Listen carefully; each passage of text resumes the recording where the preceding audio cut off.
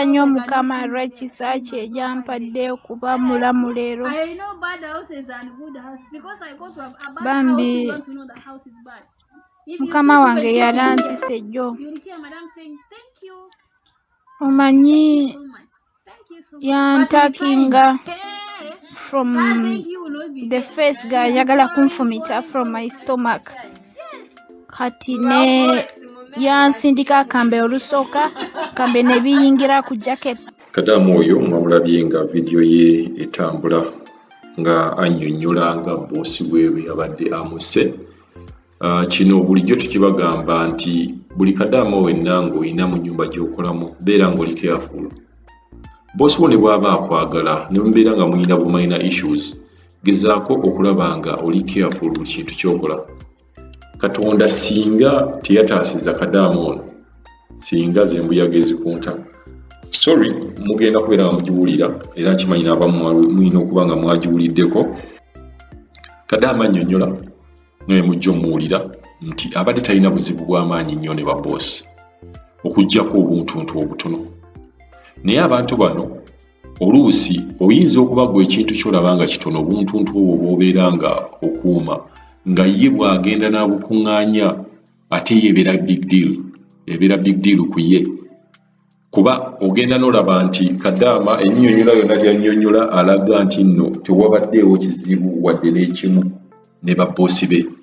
Ekintu kyonna kibadde kitambula bulungi nnyo, naye olunaku lwakya buki omusajja n'amugamba ndeeterawo ku kyayi. Muleetera ku kyayi mumuleetera gaddirira na kaso.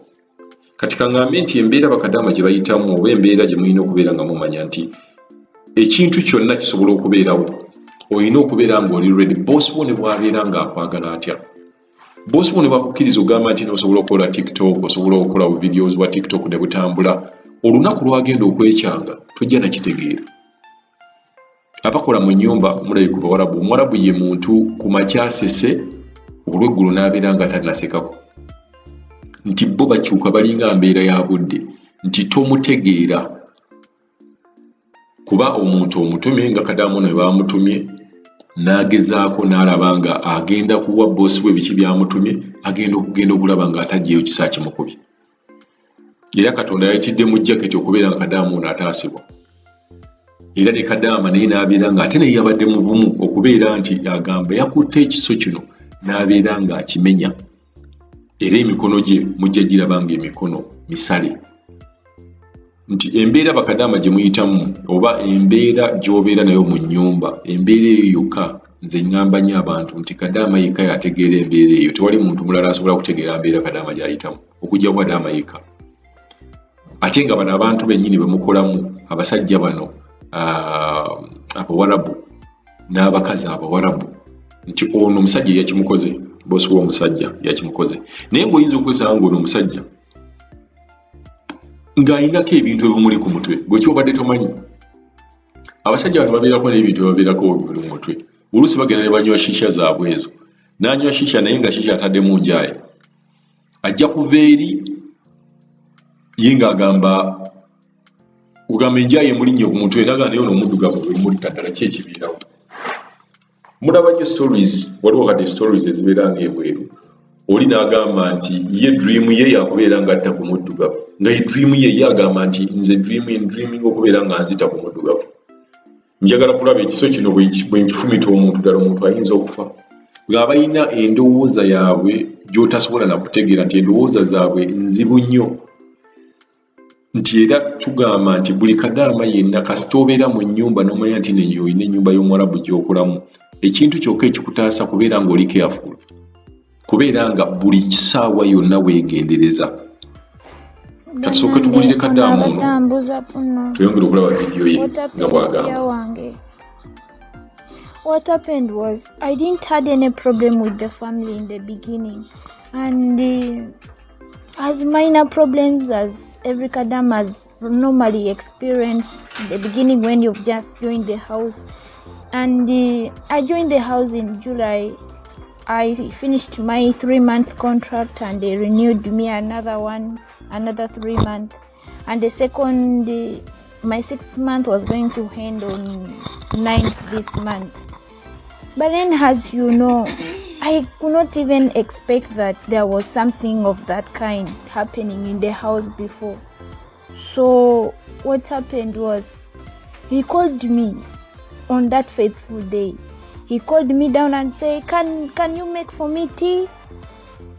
So I told him, let me make tea. So as I was preparing for him tea, I was going to set the table, putting the cheese and cubes, all that. So he called me and said, you come and check whether it is ready, as if someone who is very hungry has it his. So I went back to the stove to check whether the tea is ready, and then that was when he pulled out the knife from the pocket and then throwing it at me like this for the first time. Then I had the jacket with me, and at first it entered the pocket, and for the first time, that was when I held the knife.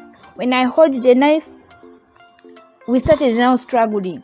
I also was trying to avoid the knife from entering me, and on the other hand, he was struggling hard for the knife to at least penetrate through me. So that was when he pushed me inside the storeroom, and the daughters were already coming down because I made an alarm and I cried for help.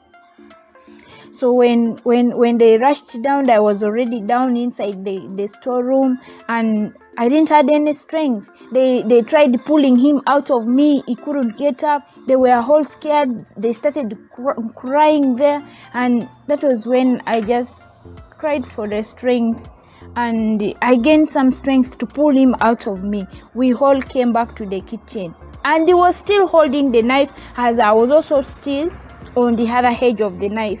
And then from there, I tried my best to break the knife. That was when I broke the knife from his hands and mine, and then I ran away with the other sharp edge and locked myself in our daughter's room. That was where the daughters called the police, and the police came in. So that nebaza nnyo Mukama lwaki ejampadde okuba mulamu leero. Bambi Mukama wange yalanzise jjo.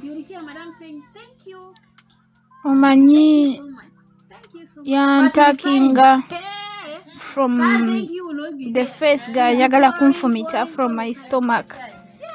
Kati ne yansindika akambe olusooka, kambe ne biyingira ku jacket, nali njambadde jacket, n'addamu olwokubiri ne ngikwata n'omukono bubiri, side ne side ne ngikwata kambe.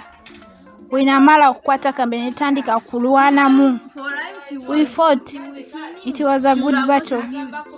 Glory and praise be to God, because I'm still alive. Yeah, the police came to my